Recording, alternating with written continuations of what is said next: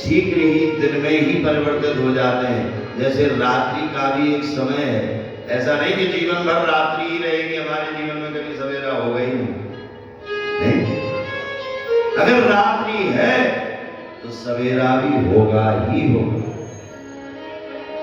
मैंने महात्मा कहते थे, जब भी उनके पास कोई सुखी व्यक्ति जाए, चाहे सुख लेकर जाए चाहे दुख लेकर जाए, वो एक ही बात बोलते हैं। जैसे कोई सुखी व्यक्ति का, महाराज आपकी कृपा से बड़ा आनंद है सब कुछ, तो वो क्या कहते हैं, ये भी नहीं रहेगा। और फिर कोई दुख लेकर जाए, महाराज बड़ा करते हैं, अब आप ही निवारो, वो कहते हैं ये भी नहीं रहेगा। मतलब न सदैव सुख जीवन में रहता है, न सदैव दुख जीवन। ये बरबस रात दिवस की नहीं, ये तो रात और दिन के अंतराल से जैसे रात बदलती है, दिन बदलता है, ऐसे ही सुख दुख भी परिवर्तनशील है। हाँ, ये बात जरूर है। आज स्वयं सरसैया पर पड़े हुए पितामह ने पांडवों से कहा कि तुमने जिन्हें साक्षात जो भगवान है श्री कृष्ण, एस वै भगवान साक्षात आद्यो नारायणात्मान, है तो ये नारायण, लेकिन साधारण मनुष्य बनकर तुम्हारे साथ रह रहे हैं। भूल मत कर देना कि ये तो साधारण है, ऐसे ही ये मनुष्य है। जो माया के चक्कर में पड़ जाते हैं वही इनको भूल जाते हैं, अन्यथा तो ये साक्षात नारायण है। भगवान ने मन में विचार किया कि हम तो यहाँ युधिष्ठिर को ज्ञान दिलाने आए थे, हमारा ही ज्ञान देने लगे। बीच में भगवान ने कहा कि पितामह, इनको बड़ी मन में शंका है कि मैंने अपने ही सगे संबंधियों का वध कराया है, आप इन्हें थोड़ा सा ज्ञान दीजिए। दान धर्मान, लाल धर्मान, मोक्ष धर्मान, विभाग सा, स्त्री धर्मान, भगवत धर्मान, समास अभ्यास योग्यता, सभी धर्मों का वर्णन किया। दान धर्म, लाल धर्म, स्त्री धर्म, सब धर्मों का उपदेश करते करते पितामह को स्मरण हुआ कि जीवन भर तो धर्मोपदेश में ही गया। हस्तिनापुर के राज सिंहासन की रक्षा के लिए उस धर्म का पालन करते करते सरसैया पर आकर पड़े। अब भी धर्म ही में लगे रहो, नहीं नहीं नहीं, अब मैं धर्म का उपदेश नहीं करूंगा। उन्होंने भगवान से कहा कि प्रभु आप मेरे समक्ष खड़े हो जाइए, जब तक मेरे प्राणों का अंत ना हो जाए तब तक आप इसी तरह मंद मंद मुस्कुराते रहिए और खड़े रहिए। भगवान बोले कब तक खड़े रहे, तुम्हें तो इच्छा मृत्यु का वरदान है, पता नहीं तुम्हारी कब तक इच्छा ना हो मरने की, तो हम कब तक खड़े रहेंगे। दूसरी बात, मुस्कुराते रहिए, तो मुस्कुराना कोई जबरदस्ती से होता है? अरे मुस्कुराता तो आदमी अपनी इच्छा से है। नेत्र बंद कर लिए पितामह ने, नेत्रों में अश्रुपात होने लगा। इति मति रूप कल्पिता वितृष्णा भगवती सात्वत पुंगवे विमोहिनी। बुद्धि चली गई उस युद्ध के क्षेत्र में, महाभारत युद्ध के समय में, जिस समय भगवान रथ में आगे सारथी बनकर के बैठे होते थे, अर्जुन बाण चला रहा होता था। जब बाण अर्जुन चलाता था पसीने भगवान को आते थे। यही तो भक्त और भगवान के संबंध की एक प्रमाण है। पसीने की बूंदें भगवान, सारथी को पसीना क्यों आवे, लेकिन इतना परिश्रम, इतनी पीड़ा, जैसे ही पितामह बाण मारते हाहाकार मच जाता, अर्जुन के शरीर में बाण छिपते, हा कृष्ण, जैसे ही पुकारते अर्जुन पसीने पसीने हो जाते। उनके ऊपर घोड़ों की टाप से, जिस रथ में घोड़े जुटे हुए हैं, युद्ध क्षेत्र की रज उड़ करके जब भगवान के उस शरीर पर पड़ती तो जैसे मोती के कण भगवान के शरीर पर पड़े हों। ऐसा सौंदर्य आज भगवान का देख करके अत्यंत प्रसन्न हो रहे हैं। आज नहीं है वो दृश्य, लेकिन वो नेत्र बंद किए हुए पिता में उसी दृष्टि से देख रहे। ध्रुवन कमलम कमाल वर्णम, अरे ऐसा सौंदर्य तो संसार भर में कहीं देखने को मिलता ही नहीं। किसी ने कहा कि भगवान श्री कृष्ण जब अवतार लेकर के आए, उन्होंने जब देखा कि लोग सौंदर्य के पीछे पड़े रहते हैं, इसलिए जिस सौंदर्य सांसारिक सौंदर्य के कारण जीवों का जीवन समाप्त हो जाता है, भगवान ने कहा इसलिए मैं ऐसा स्वरूप लेकर कृष्ण बनकर के आऊंगा कि सौंदर्य अगर देखना है तो संसार का नहीं, कृष्ण का सौंदर्य देखो, और उस पर अगर पर मिटोगे तो निश्चित है कि जीवन का कल्याण होगा। भगवान सामने खड़े हैं, कहते हैं कि पिता मैंने आज एक बात सबके बीच में कही। पिता मैंने कहा कि कन्हैया मेरी एक बेटी है, उससे आप विवाह करो, क्योंकि वो आपके योग्य है। उस बेटी ने सदैव आपका ही मन से वर्ण किया है, इसलिए मेरे मरने के पूर्व मैं चाहता हूं वो बेटी मैं आपके चरणों में सौंप देता हूं। लोगों को बड़ा आश्चर्य, जिन्होंने आजीवन ब्रह्मचर्य की व्रत का पालन किया, उनकी बेटी कौन है? बेटी मुने मति रूप कल्पिता, ये मेरी मति मेरी बुद्धि रूपी बेटी। भले ही मैंने आपके विपक्ष में रहकर दुर्योधन के साथ युद्ध किया हो, आपके विपक्ष में भले ही मैं खड़ा रहा, लेकिन मेरी बुद्धि ने कभी आपका विरोध नहीं किया, बल्कि सदैव आपको भगवान ही माना है। मेरी बुद्धि रूपी कन्या आपका ही वर्ण की है जीवन पर्यंत, इसलिए बस अब मैं मरना चाहता हूं, उसके पूर्व आप उस बुद्धि को ग्रहण कर लें। कहते हैं कि भगवान तो लीला करते हैं, सबके बीच में देखते देखते पिता मैंने अपने शरीर का जो अंत किया, देवता दुनिया बजाने लगे, चारों ओर जय जयकार होने लगी। पांडव लोग पितामह के उस निर्वाण पर अत्यंत दुखी हुए कि पितामह हमारे बीच से चले गए। बाण गंगा में जाकर के जलांजलि प्रदान की है। हस्तिनापुर के राज सिंहासन पर आकर के बैठे हैं महाराज युधिष्ठिर।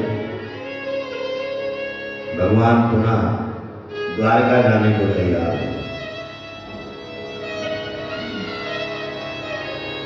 सुभद्रा द्रौपदी कुंती विराट तनया तथा गांधारी धृतराष्ट्रस्य युत्सुर्गौतमो। सुभद्रा द्रौपदी कुंती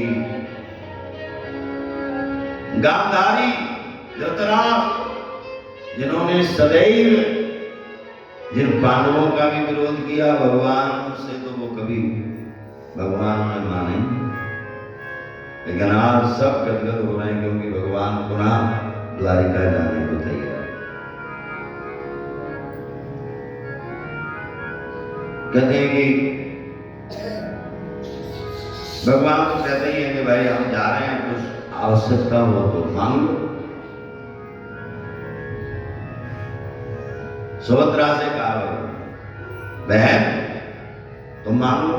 सुभद्रा सगी बहन है, अर्जुन की पत्नी है।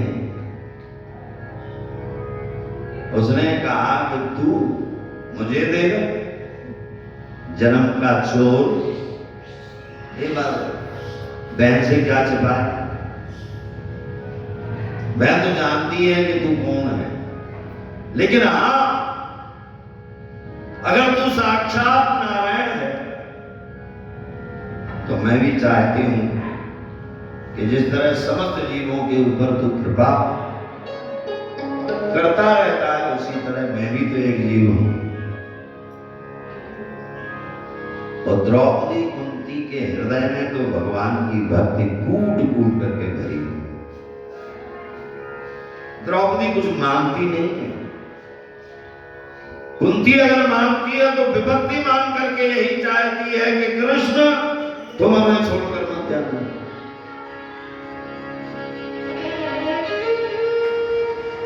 भगवान जा रहे हैं तो हस्तिनापुर के लोग अत्यंत दुखी हो गए। यद्यपि करके नेत्रों में प्रेम के अश्रु प्रवाहित हो रहे हैं द्वारा इस हस्तिनापुर वासियों के। अपनी अपनी अटारियों पर खड़े होकर के हस्तिनापुर की स्त्रियां जिस रास्ते से भगवान जा रहे हैं पुष्पों की वृष्टि कर रही हैं, मंगल गीत गा रही हैं। भगवान विदा हुए, अनेक अनेक पर्वतों को पहाड़ों को चीरते हुए जब वो द्वारिका की सीमा में पहुंचे, अपने दोनों हस्त कमलों के ऊपर धारण करके पांचजन्य नाम का संग भगवान ने जब बजाया, पांचजन्य संग की आवाज सुनकर द्वारकावासी समझ गए कि द्वारकाधीश प्रभु पधार गए हैं। दौड़ पड़े हैं सभी द्वारकावासी, स्वागतम कृष्ण स्वागतम कृष्ण।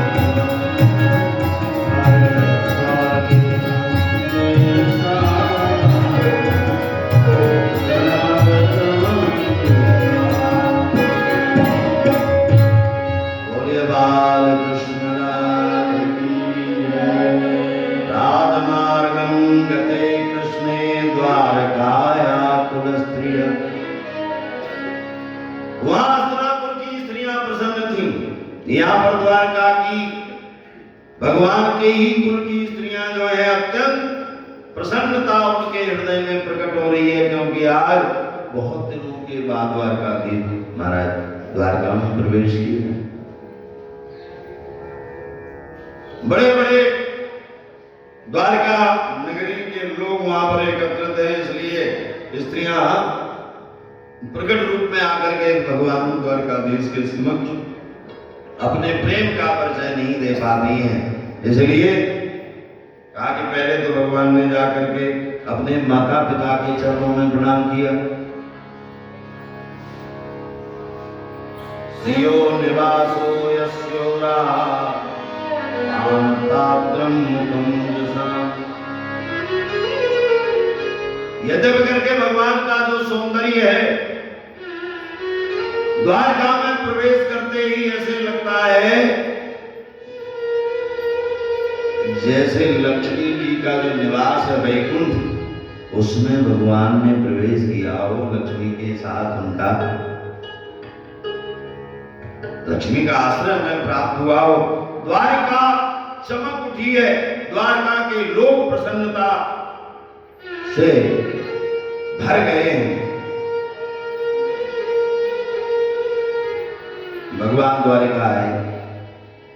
अच्छा, अभी बहुत समय नहीं हुआ है द्वारका आए भगवान, लेकिन हस्तिनापुर के राज सिंहासन पर बैठे महाराज युधिष्ठिर मन में विचार करते हैं कि भगवान को गए बहुत दिन हो गए, अभी तक उनका कोई कुशल समाचार नहीं मिला।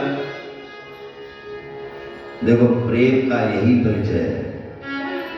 थोड़ा भी समय हुआ होता है तो ऐसे लगता है कि बहुत समय हो गया। कोरोना जब से आया और भक्त लोग वृंदावन नहीं आ पाए, तो अब आए तो कहते महाराज बहुत समय हो गया। अच्छा, इतना बहुत नहीं हुआ, लेकिन उन्हें लगता बहुत समय हो। यही प्रेम का परिचय। ये प्रेम नहीं है कि कोई आए, हमने कहा आ गए, अभी तो आए थे आप, अभी तो थोड़े दिन पहले ही तो आए थे ना। अब वो क्या कहे कि हम तो जैसे तैसे आए, ये कह रहे अभी तो आए थे, इसका मतलब फिर से फिर आ गए तुम। ये प्रेम है। महाराज युधिष्ठिर को लग रहा है कि भगवान को गए बहुत समय हो गया, अभी बहुत दिन नहीं हुए। एक अक्षौणी सेना लेकर अर्जुन को भेज दिया, जाओ द्वारकाधीश का कुशल समाचार लेकर आना। लेकिन उन्हें आज अर्जुन के जाने के बाद एक दिन ये जब समाचार मिला कि उत्तरा के गर्भ से बालक का जन्म होने वाला है, वही बालक जिसके गर्भ में, उत्तरा के गर्भ में प्रवेश करके जिस बालक की भगवान ने रक्षा की थी, कहते हैं उसका नाम परीक्षित है। परीक्षित का जन्म होने वाला। अच्छा, परीक्षित में क्यों कहते हैं? बोले नाम तो उनका दूसरा है, नाम उनका विष्णुरात है। परीक्षित का नाम विष्णुरात। तो विष्णुरात इसलिए है क्योंकि भगवान विष्णु ने उनकी रक्षा की थी। विष्णु रात मानी रक्षा करने वाला विष्णु, इसलिए उनका नाम विष्णुरात। लेकिन परीक्षित इसलिए उनका नाम है कि जब उन्होंने अपनी मां के गर्भ से जन्म लिया, तो जन्म लेने के बाद मां उत्तरा जब देखती है कि कोई बड़ा आया, कोई आशीर्वाद देने योग आया, उस पुरुष के सामने जब उसके चरणों में उसे डालती, तो उसे निहार कर यही देखता कि ये वही तो नहीं है जिसने मेरी गर्भ में रक्षा की थी। प्रति क्षण जो इसी बात की परीक्षा करता है कि ये वही तो नहीं है जिसने मेरी मां के गर्भ में रक्षा की थी, इस परीक्षा को लेने के कारण ही उसका नाम परीक्षित है। बालक का जन्म हुआ, ब्राह्मणों से, वैदिक ब्राह्मणों से, ज्योतिषी ब्राह्मणों से महाराज युधिष्ठिर ने प्रश्न किया कि हमारे घर में जो हमारा पौत्र जन्म लिया है उसके गुण दोषों का वर्णन कीजिए, क्योंकि ब्रह्मा जी ने जो सृष्टि बनाई, विधि प्रपंच गुण अवगुण साना, सानते हैं ना, आटा को सानोगे तो उसमें जल मिलाना पड़ेगा, बिना जल के वो सनेगा ही नहीं, सानना बोलो। ब्रह्मा ने भी जब बनाया है संसार को, तो गुण और अवगुण दोनों को मिश्रित किया है, मिक्स किया है, गुण अवगुण साना। गुणों का जब वर्णन किया, ये महाराज इक्ष्वाकु के समान सत्य प्रतिज्ञ होंगे, राज संचालन करने वाले होंगे, दासरथी राम के समान सत्य प्रतिज्ञ होंगे, शिव के समान दाता होंगे, प्रहलाद के समान सद्गुण संपन्न होंगे, इंद्र के समान ऐश्वर्य संपन्न होंगे, कार्तवीर अर्जुन के समान धनवी होंगे। गुणों का बहुत वर्णन किया। महाराज युधिष्ठिर बोले ये गुण तो बहुत हो गए, लेकिन कम से कम दोष भी तो बताओ, क्योंकि दोष, अगर मनुष्य में दोष नहीं होगा तो वो जीव नहीं फिर ईश्वर होगा। संसार में कोई ऐसा नहीं। कई बार लोग कहते हैं अरे वो हम तो उन्हें बड़ा अच्छा समझते थे, वो ऐसे वो वैसे। अरे भाई अगर मनुष्य हैं तो ऐसे वैसे मत करो, क्योंकि मनुष्य तो होगा ही ऐसे वैसे, कोई परमात्मा थोड़ी है। नहीं, मनुष्य कोई भी क्यों ना हो। कई बार लोग कहते हैं हम तो उन्हें साधु समझते थे, वो तो ऐसे हैं, वो तो ऐसे निकले, वो तो ऐसे निकले। अरे भाई अगर कोई दोष है तो ये मानो ये संसार में जीव आया है, दोष तो होगा ही होगा, उसमें कोई ना कोई दोष तो होगा, क्योंकि सब में कोई ना कोई दोष रहा, सब में कोई ना कोई दोष रहा। संसार में जिसने भी जीवन धारण किया है, मनुष्य बना है, कोई भी क्यों ना हो, सब में कोई ना कोई दोष रहा,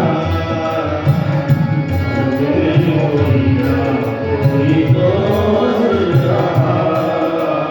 अगर दोष नहीं होगा तो निश्चित ही वो अवतारी होगा, अवतार होगा, भगवान का ही स्वरूप होगा, अंश नहीं। अंश तो हम सभी हैं, क्योंकि एक परमात्मा ऐसा है जो निर्दोष है, उसमें कोई दोष नहीं है। वो निर्विकार है, निर्विकल्प है, निरीह है, व्यापक है, सब में रहते हुए भी कोई दोष नहीं है। एक विधाता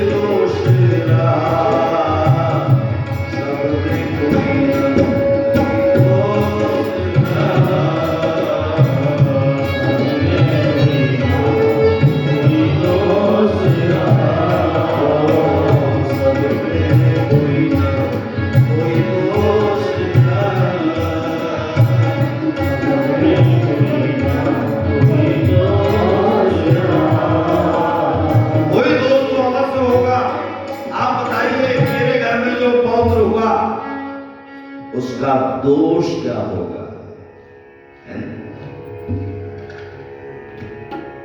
तक्षकादात्मनो मृत्युम ध्वजपुत्रो विसर्जिता। ब्राह्मणों ने कहा कि आपके पौत्र में एक सबसे बड़ा दोष यही है कि उनकी जब मृत्यु होगी तो तक्षक के काटने से होगी। ये जब सुना कि तक्षक के काटने से मृत्यु होगी, सर्प के काटने से मृत्यु होगी, बड़े दुखी हुए महाराज। महाराज युधिष्ठिर ने कहा कि मृत्यु तो सबकी होती है, लेकिन तक्षक के काटने से, सर्प के काटने से जब जीव की मृत्यु हो तो निश्चित ही है कि वो दुर्गति होगी, उसकी दुर्गतिपूर्ण मृत्यु होगी। नहीं, ब्राह्मणों ने कहा नहीं, सर्प के काटने के बाद भी उन्हें मोक्ष मिलेगा, दुर्गति नहीं होगी। क्यों? बोले जिन्होंने गर्भ में रक्षा की वो क्या फिर ऐसे मरने देगा उसको दुर्गति? जिस पर एक बार कृपा भगवान ने कर दी वो क्या फिर ऐसे ही उसको मर जाने देगा? नहीं, स्वयं साक्षात नारायण सुखदेव बन करके आएंगे और उन्हें वो ज्ञान प्रदान करेंगे कि वो आसक्ति से मुक्त होकर समस्त राग दोष मोह ममत्व छोड़कर संसार से मोक्ष की प्राप्ति करते हुए अपने जीवन का अंत करेंगे। ये जब सुना अत्यंत प्रसन्न हो गए महाराज। मरना सभी को है, लेकिन कोई ऐसे ही थोड़ी मर जाए। विदुरस्तीर्थ यात्रायाम मैत्रेयादात्मनो गतिम ज्ञात्वा गादतनिपुरम तया बाब्द विविधता। देव यात्रा करके लौटे महाराज विदुर जी। शौनकादि ऋषियों को कथा श्रवण कराते हुए सूत जी ने कहा कि जब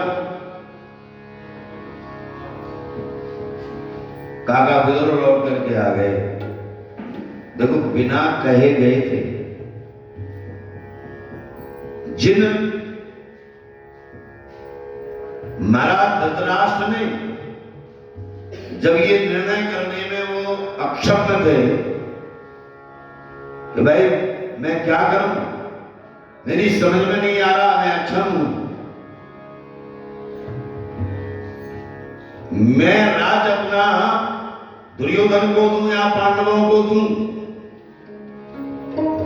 और ये निर्णय न कर पाने के कारण जब उन्होंने विदुर को बुलाया था, विदुर ने अपने ज्ञान और राजनीति के उद्देश्य से जो निर्णय बताया था, कर्ण, दुशासन, शकुनी इत्यादि ने, स्वयं दुर्योधन ने जिन महाराज विदुर को ललकारते हुए कहा था कि तू मेरे पिता को बरगलाने आ गया, हमारे पिता हमें अगर हस्तिनापुर का राज्य सिंहासन योग्य समझकर सौंपना चाहते हैं तो आप कौन होते हैं मुझे अयोग्य घोषित करने वाले? ये हस्तिनापुर के राज्य सिंहासन के योग्य नहीं है। काका विदुर ने अपना धनुष बाण हस्तिनापुर के ही राज्य सिंहासन पर रख करके वन की ओर चले गए। आज वो लौटे, अभी तक अर्जुन नहीं लौटा। द्वारिका भेजा था लेकिन अर्जुन लौट करके नहीं आए हैं। और तीर्थ यात्रा करने के लिए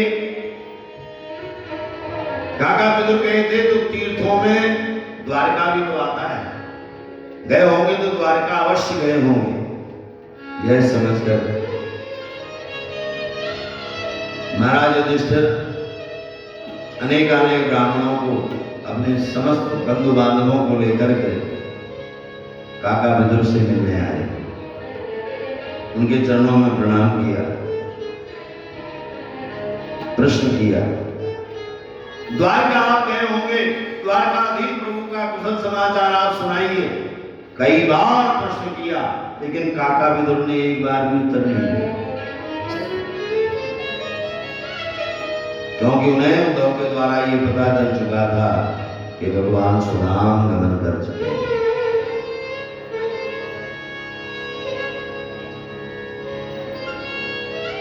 अब बड़े लोग उनसे जब हम प्रश्न करें वो उत्तर न मिले तो बार बार प्रश्न करते ही रहेंगे तो हो सकता क्रोध आ जाए।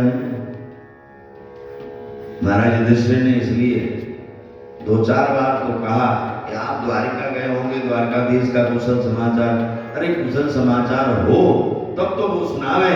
काका विदुर मन में ये निश्चय करके जानते हैं कि पांडव अनन्य भक्त है भगवान द्वारकाधीश के। द्वारकाधीश प्रभु तो अपना लीला संवरण कर चुके हैं, वो सुधाम गमन कर चुके हैं, और ये दुख का समाचार, भगवान के सुधाम गमन का समाचार पांडवों को सुनाना, उन्हें दुखी करना होगा। इसलिए बार बार प्रश्न करने के पश्चात भी उन्होंने नहीं सुना।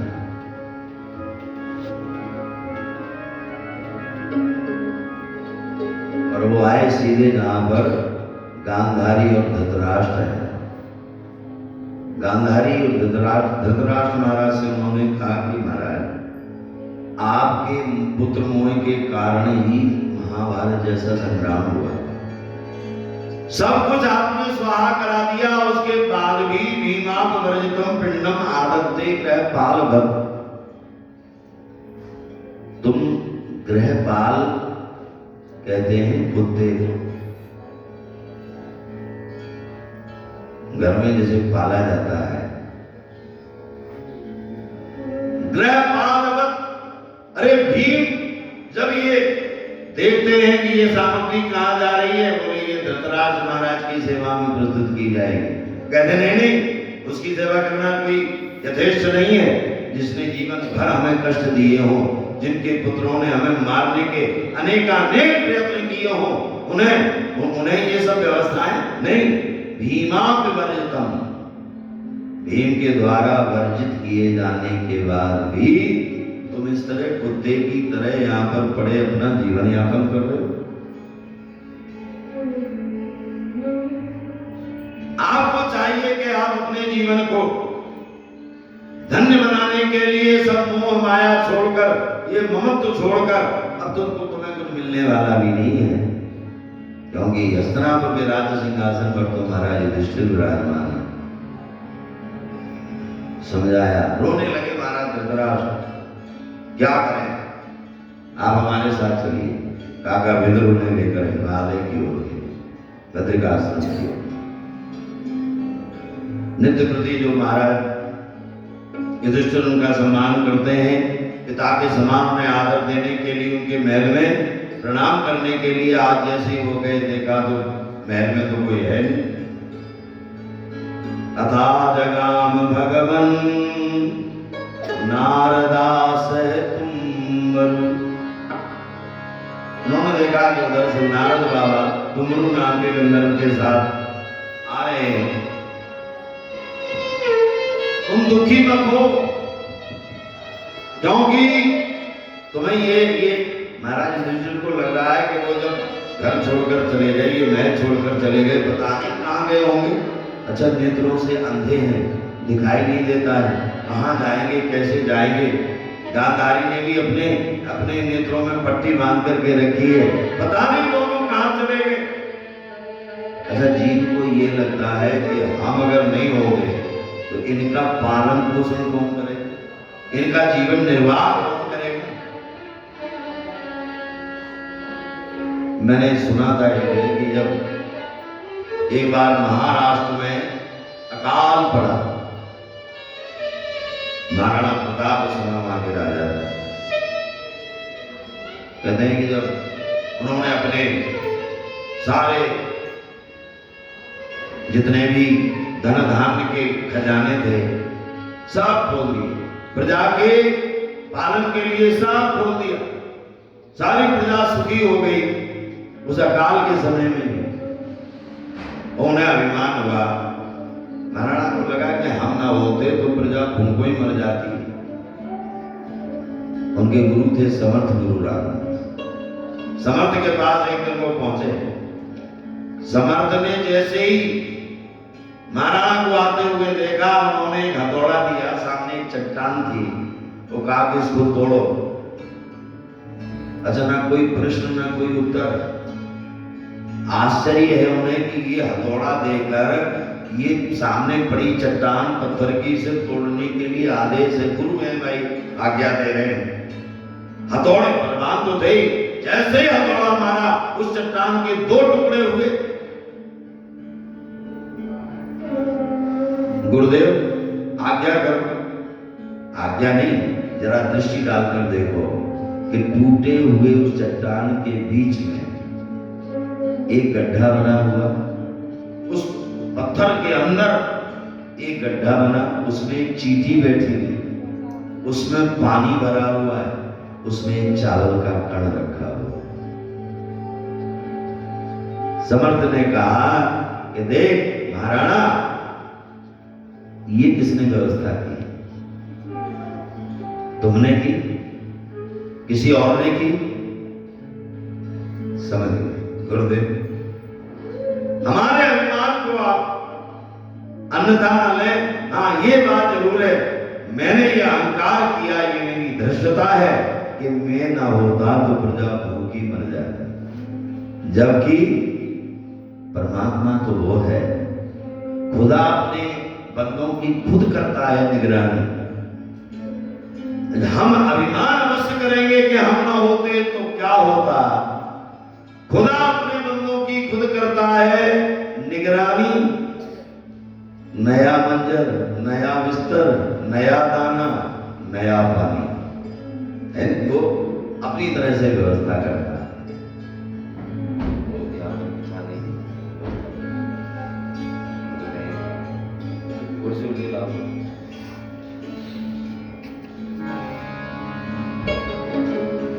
बोलो गुरुदेव भगवान की। राधे राधे गोविंद गोविंद राधे राधे राधे गोविंद गोविंद राधे राधे गोविंद राधे राधे गोविंद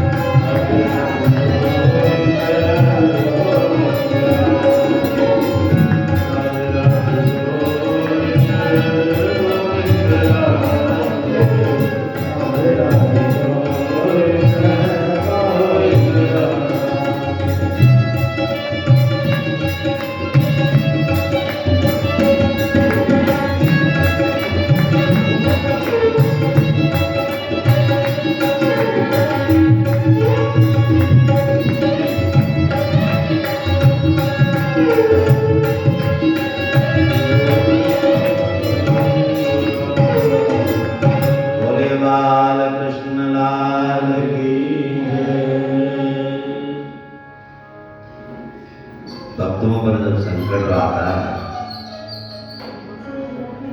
तो भगवान प्रकट हो जाते हैं। तो संत तो भगवान का ही रूप है। और ये मैं इसलिए नहीं कह रहा हूं, ये जो मूर्ति सामने विराजमान है ये हमारे, मैं तो इन्हें जिस पद पर है, श्रौतमी आश्रम बहुत बड़ा आश्रम यहाँ पर है, कई जगह शाखाएं, वहां के आप सर्वे सर्वा सब कुछ भगवान। वही मैं कह रहा हूं कि जब कोई संकट होता है तो भगवान कृपा करते हैं। ये आज ही आए हैं ऐसा नहीं। मैंने जब से अपने आप को किसी संकट में पाया है,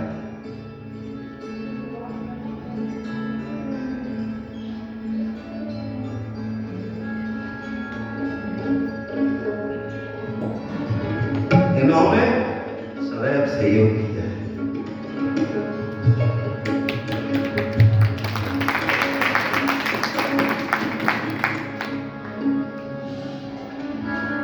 ये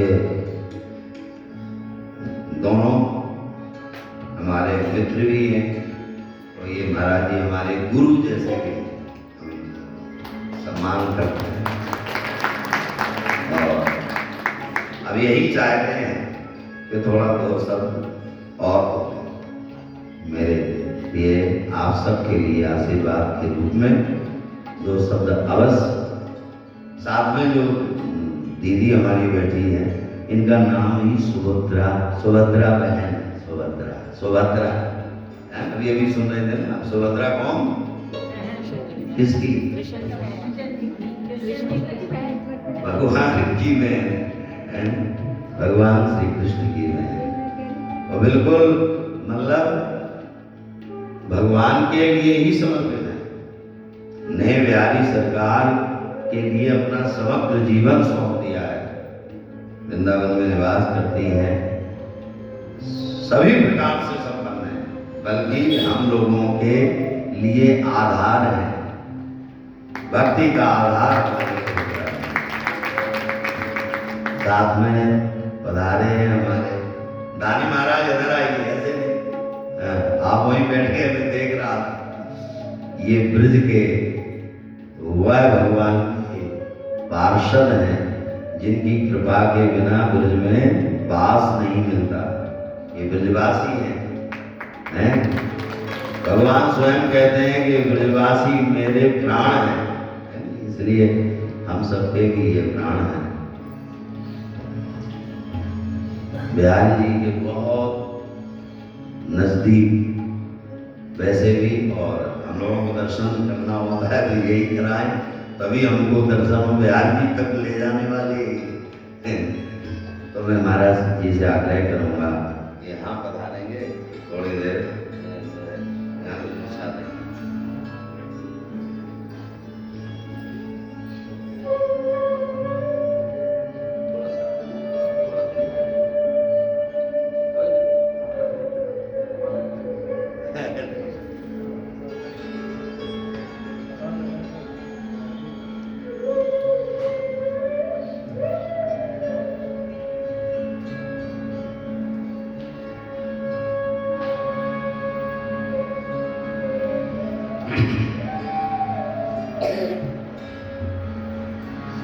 बोलिए बाल कृष्ण लाल की जय।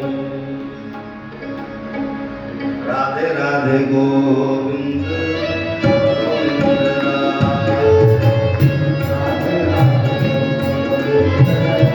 गोविंद राधे राधे गोविंद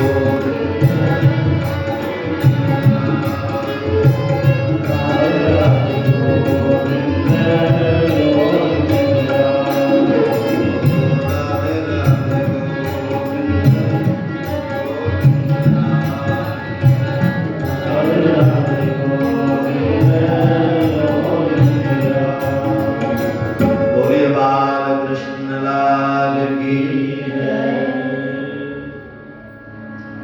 काका विदुर के साथ गांधारी और धृतराष्ट्र गमन कर गए।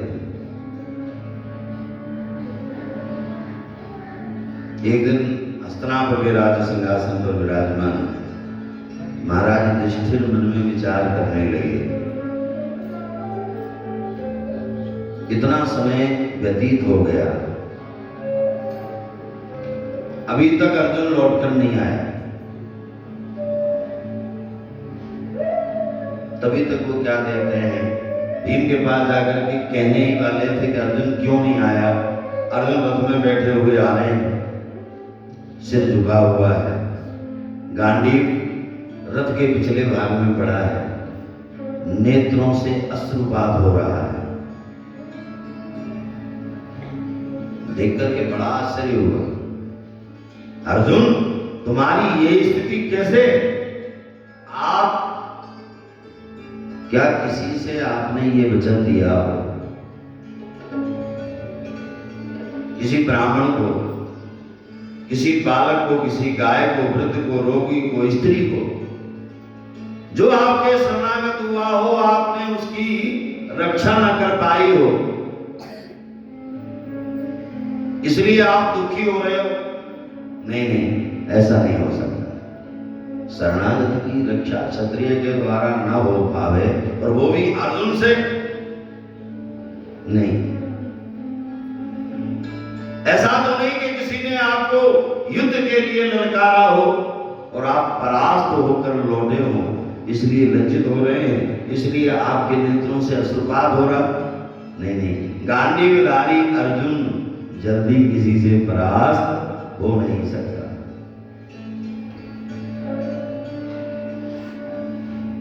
मन में बारंबार महाराज युधिष्ठिर के बात वही आ रही है कि संसार का कोई कारण अर्जुन जैसे भक्त को दुखी नहीं कर सकता। भक्त को दुखी केवल भगवान का वियोग ही हो सकता है।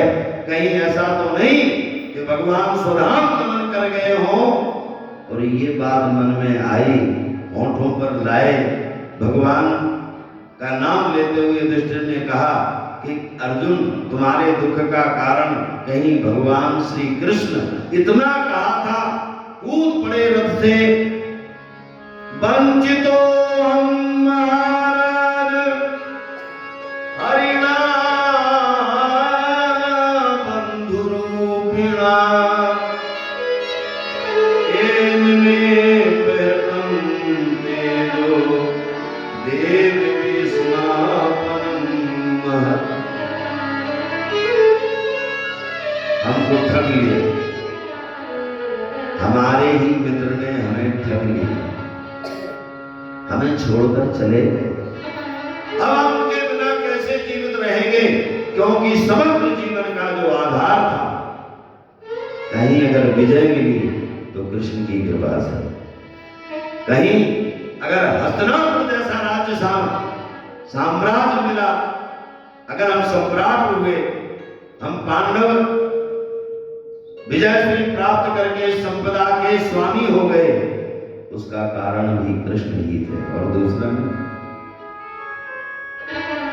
हमें याद है कि जिस समय द्रुपद के यहां द्रौपदी का स्वयंवर निश्चय हुआ, बड़े बड़े राजा आए हैं, एक स्तंभ, उसके ऊपर चक्र, चक्र के ऊपर मछली, मछली की आंख में लक्ष्य करना, वो भी मछली को देखकर नहीं, स्तंभ के नीचे भरे हुए तैल पात्र में मछली की छाया देखकर, और ऊपर नहीं देखना, आंख में लक्ष्य करना है उस तैल पात्र में मछली की छाया को देखकर।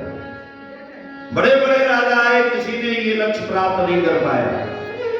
अर्जुन कहते हैं कि जब मेरी बारी आई, मैंने ना स्तंभ देखा, न चक्र देखा, न मछली देखी, हमने कृष्ण के चरण देखे। और कब बाण चल गया, कब वो जाकर के मछली की आंख में लग गया, हम पांडवों को द्रौपदी प्राप्त हो गई। और तो और एक दिन दुर्योधन के यहां दुर्वासा 10,000 शिष्यों के साथ पधारे, आतिथ्य स्वीकार किया, प्रसन्न हुए, कहा वरदान मांग लो। दुर्योधन बोला इस समय पांडव लोग 12 वर्ष का वनवास भोग रहे हैं, आप जाओ उनके अतिथि बनो। ऐसा क्यों दुर्योधन ने कहा? क्योंकि वो जानता था कि ये समय भोजन का है। 10,000 शिष्यों के साथ दुर्वासा जाएंगे, क्रोधी महात्मा है, अगर समुचित व्यवस्था, उनका समादर अगर आदर नहीं कर पाए पांडव, क्रोध में भर करके श्राप दे देंगे दुर्वासा, तो हमारा काम तो ऐसे ही बन जाएगा। पांडव पहुंचे, दुर्वासा 10,000 शिष्यों के साथ पांडवों के पास पहुंचे। पांडवों ने भोजन के लिए आग्रह किया। दुर्वासा बोले 10,000 शिष्यों के साथ पहले हम नदी में स्नान करके संध्या वंदन करके आएंगे तो भोजन ग्रहण करेंगे। लेकिन द्रौपदी के पास भगवान सूर्य देव के द्वारा दिया गया अक्षय पात्र, जिसके बल पर पांडवों ने दुर्वासा के 10,000 शिष्यों को आमंत्रित कर दिया। शर्त यही है, जब तक द्रौपदी भोजन नहीं कर चुकी होती है, जितना भोजन अन्न चाहिए वह अक्षय पात्र के द्वारा प्राप्त होता है। अगर द्रौपदी भोजन कर चुके तो एक कण भी उस पात्र से प्राप्त नहीं होगा। द्रौपदी भोजन कर चुकी, पांडवों ने आग्रह किया, द्रौपदी 10,000 शिष्यों के साथ दुर्वासा के भोजन की व्यवस्था। अब तो जैसे द्रौपदी बोली मैं भोजन कर चुकी, सब हतप्रद हो गए। क्या होगा? अब तो दुर्वासा के श्राप से हम सब पांडव समाप्त हो जाएंगे, वो श्राप देंगे, हम भस्म हो जाएंगे। दूसरे ही क्षण द्रौपदी को अपने कन्हैया की याद आ गई, कृष्ण की याद आ गई। द्वारकाधीश कभी किसी अपने भक्त का अनिष्ट अमंगल नहीं होने देते। जिस भक्त को भगवान का भरोसा हो, भला उसको द्रौपदी ने कह दिया, जाओ पांडवों से, तुम उनके स्वागत का प्रबंध करो, भोजन का प्रबंध मैं करूंगी। कैसे करोगी? कहा कि जो सारे संसार को देता है, सबका दाता है जो, सबका मालिक है जो, सबका दाता है जो, सबका मालिक है जो, सर्वदर जाने जाने से क्या भाई, सर्वदर जाने जाने से क्या भाई, देने वाले दुनिया में हर चीज दी, देने वाले दुनिया में हर चीज दी, फिर सदाए लगाने से क्या भाई, फिर सदाए लगाने से क्या भाई। द्रौपदी मन में यही विचार करती है कि हे नारायण, अगर आप भक्तों की सदैव रक्षा के लिए प्रस्तुत होते हो, तो आज हमारे संकट के लिए अब हम किसके द्वार पर जाएं, किससे याचना करें?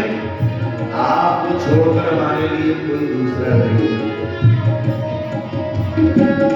एक ही आस ताने से अजमत भी है, एक ही आस ताने से अजमत भी है, एक का होके रहने में इज्जत भी है, एक का होके रहने में इज्जत भी है, एक ही आस ताने से अजमत भी है,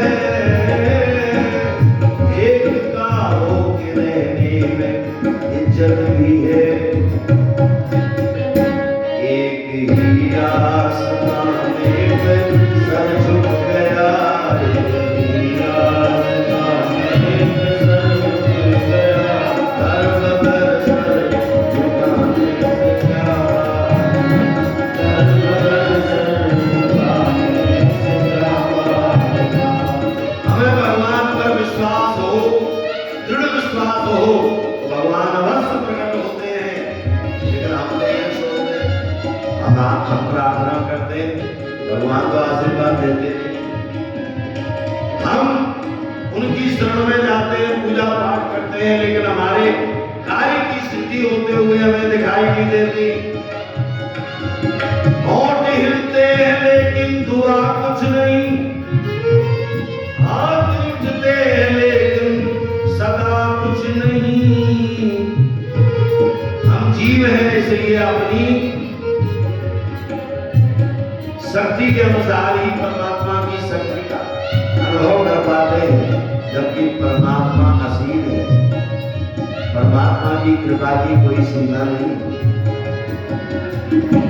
उसे पता है, तुम भले ही किसी दूसरे के हृदय की बात को न जान पाओ, लेकिन दिल का जो हाल है उसको मालूम है, दिल का जो हाल है उसको मालूम है, दिल का जो हाल है उसको मालूम है, दिल का जो हाल है उसको मालूम है, दिल मेरे रब जाने से क्या बात, दिल मेरे रब जाने से क्या बात।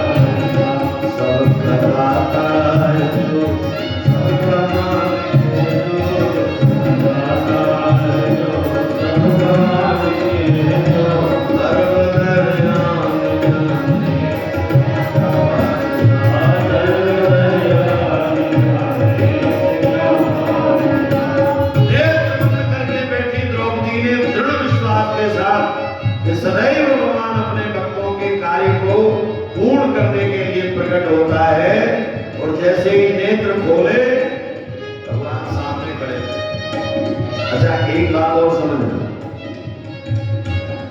जब जैसी भावना भक्त की होती है, भगवान ने गीता में कहा ये यथा माम प्रपद्यन्ते तां तथैव भजामि। भगवान का भक्त जिस भावना से भगवान की भक्ति करता है, भगवान उसकी उसी भावना को पूर्ण करने के लिए प्रकट हुए।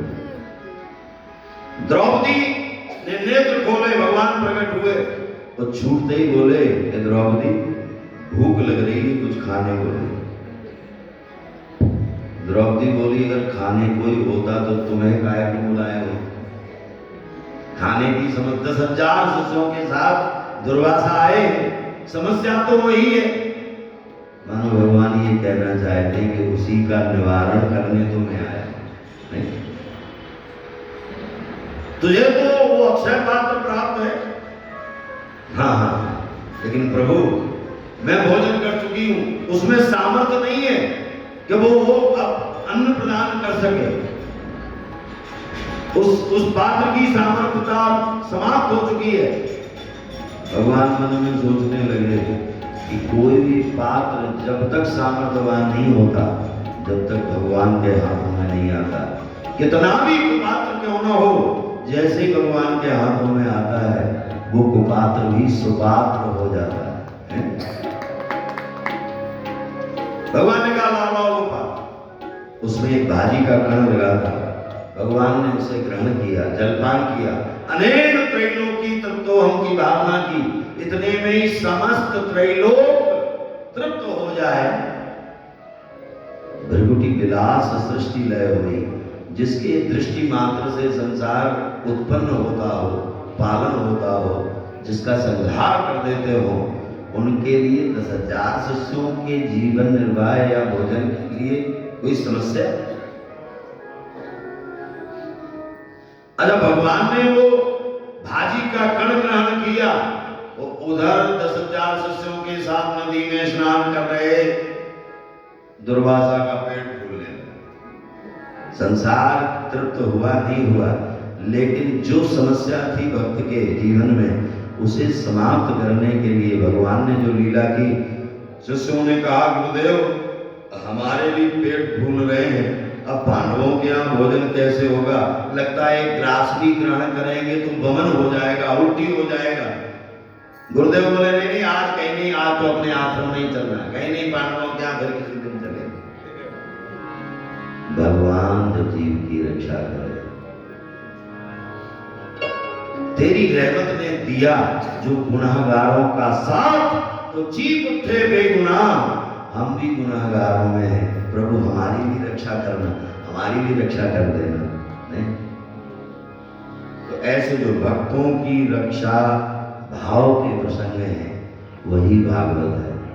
देखो भागवत अपनी अगर देखा जाए तो बहुत पीछे चल रही है, लेकिन कोई बात नहीं, ये तो आनंद लेने के लिए। भागवत तो प्रति वर्ष हम लोग करते हैं, लेकिन थोड़ा कथा प्रसंग से अगर हमारे हृदय में भगवान की भक्ति का प्रादुर्भाव हो, उस भाव को हम लोग प्रकट कर पाए, यही प्रयास करते हुए निश्चित ही हम लोग आगे की कथाओं को कल की कथा में श्रवण करेंगे।